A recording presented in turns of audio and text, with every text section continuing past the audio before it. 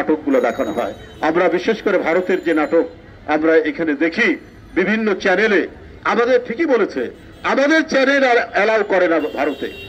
আমরা কত দুর্ভাগা, আমাদের বার্গেনিং ক্ষমতা এত কম যে আমাদের চ্যানেলগুলো ভারতে তারা প্রদর্শন করে না, কিন্তু তাদের চ্যানেলগুলো আমাদেরকে অবলীলায় আমরা গ্রহণ করি, আমরা সেগুলো দেখি। আমাদের এত শান্ত সুস্থিত এবং আমাদের সমাজ এত চমৎকার সমাজ, এখানে বাবা মা ভাই বোন আত্মীয় স্বজন নিয়ে আমাদের যে শান্তিময় এবং সৎ যে সমাজ, সেই সমাজকে বিকৃত করার জন্য আজকে যে সাংস্কৃতিক আগ্রাসন, যে কথাটি ভদ্রমহিলা বলছিলেন, একটা অত্যন্ত সত্য কথা, সেটা ক্রমাগতভাবে শেখ হাসিনা এটাকে আশকারা দিয়েছেন।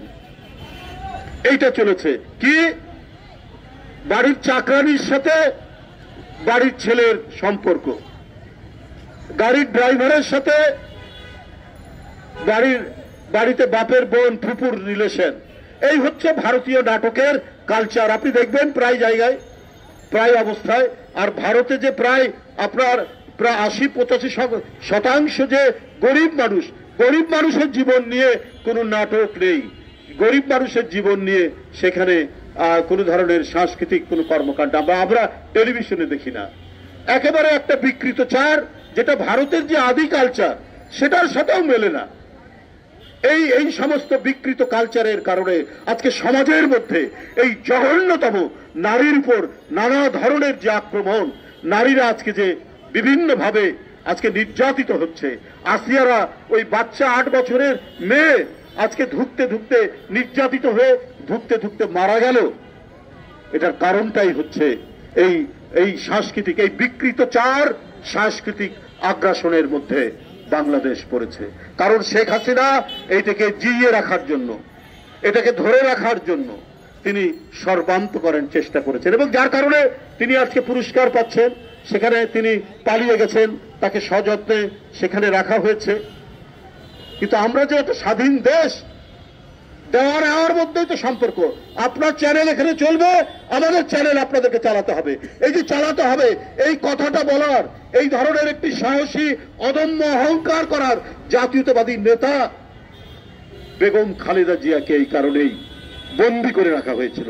তিনি এই কথাটা বলতে পারতেন, তারেক রহমান এই কথা বলতে পারতেন, বিএনপির ভারপ্রাপ্ত চেয়ারম্যান। এই কারণেই তাদের বিরুদ্ধে মামলা, এই কারণেই তাদেরকে জেলে রাখা হয়েছে, এই কারণেই তাদেরকে দেশে আসতে দেওয়া হয়নি।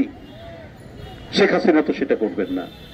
ডক্টর ইউনূস সাহেব, আপনি প্রধান উপদেষ্টা, মানুষের বিশ্বাস আপনার উপর। আপনি চাই আপনার হাত দিয়ে একটি অবাধ সুষ্ঠু নির্বাচন নিশ্চিত হবে। আপনি যে কয়দিন ক্ষমতায় থাকবেন, আপনি অবাধ সুষ্ঠু নির্বাচনের মাধ্যমে জনগণের প্রতিনিধির কাছে ক্ষমতা হস্তান্তর করবেন। এই ধরনের একটা গভীর বিশ্বাস জনগণের। কিন্তু যদি গড়িমসি হয় তাহলে তো এটা ভিন্ন মাত্রা নেবে। আপনার এক উপদেষ্টা ছাত্রদেরকে বলছে, তোমরা যেভাবে তোমরা চালাচ্ছ আমাদেরকে, এইভাবে 5 বছর চললে পরে দেশ আরো সুন্দর হবে। তারপরে নির্বাচনের দরকার নাই। গণতন্ত্রের যে আরো যে নিশ্চয়তাগুলো আছে, আপনার আইনের শাসন, ন্যায় বিচার, আদালতের ন্যায় বিচার এবং সংবাদপত্রের স্বাধীনতা, এগুলো তো গণতন্ত্রের উপাদান।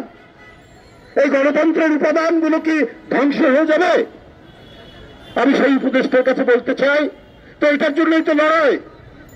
জুলাই আগস্টের যে আন্দোলন, চূড়ান্ত আন্দোলন, এটা তো 15 বছরের যে গণতন্ত্রকামী রাজনৈতিক দল বিএনপির নেতৃত্বে যে আন্দোলন করেছে, তার তো চূড়ান্ত বহিঃপ্রকাশ। এটাকে আপনারা বিভাজন করছেন কেন? এই 15 বছরের মধ্যে ইলিয়াস নেই, সুমন নেই, চৌধুরী আলম নেই, অদৃশ্য করা হয়েছে। এদেরকে কেন করা হয়েছে? কারণ এরা সোচ্চার ছিল অবাধ সুষ্ঠু নির্বাচন এবং ফ্যাসিবাদ থেকে বাংলাদেশের মুক্তিকর ঘটানো। এই কারণে যে জীবন দিয়েছে, সেই জীবনের একটা চূড়ান্ত বহিঃপ্রকাশ দেখলাম। শিশু, তরুণ, কিশোররা জুলাই আগস্টে তারা জীবন দিয়ে শেখ হাসিনাকে বিতরণ করেছে। আমরা উপদেষ্টা সাহেবদেরকে বলবো যে আপনারা এগুলোকে এই 15 বছর 16 বছরের আন্দোলন আর জুলাই আগস্টের আন্দোলনের মধ্যে বিভাজন রেখা তৈরি করছেন কেন? এটা তো সব রক্তস্রোত একই সমুদ্রের মোহনায় গিয়ে মিলিত হয়েছে।